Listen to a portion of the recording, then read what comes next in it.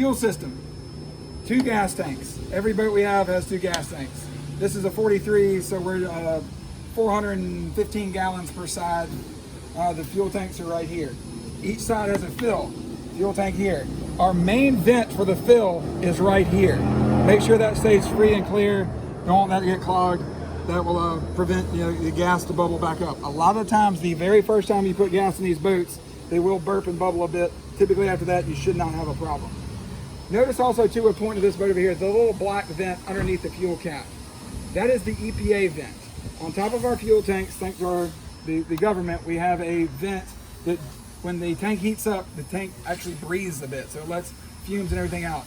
That vent passes through a charcoal canister, then it goes to the fuel tank. We'll run and jump and look inside what a fuel tank looks like here in just a second, but that's what that is for. That is not your primary vent. Your primary vent is located in your fuel cap. Looking in, we're standing in a boat now that hasn't been assembled yet, so we can understand further the fuel system.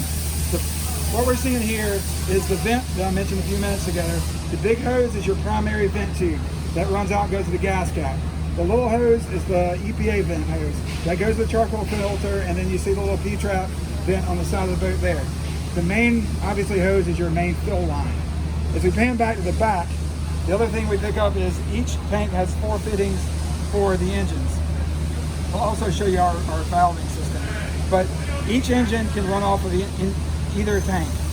Notice too the bundle of wires next to it, that's all for your fuel sending unit, and the green wires are grounding strip. Next I'll show you how the fuel valving system works.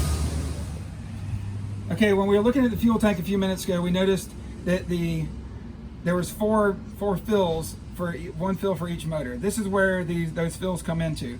So we have these selection valves.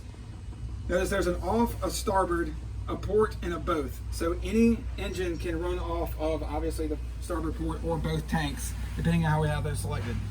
Traditionally, we like to keep the starboard running off the starboard, the port running off the port. Instead of, some people ask, why not just do everything off of both? Well, you could get a pull issue and maybe drain one side a little more than the other.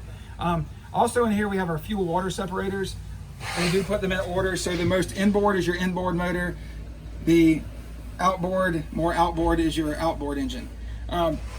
Be careful with this. This is a common thing we see people do when we're putting buckets in the bilge or maybe jumping in and out of here, is people tend to bump these valves.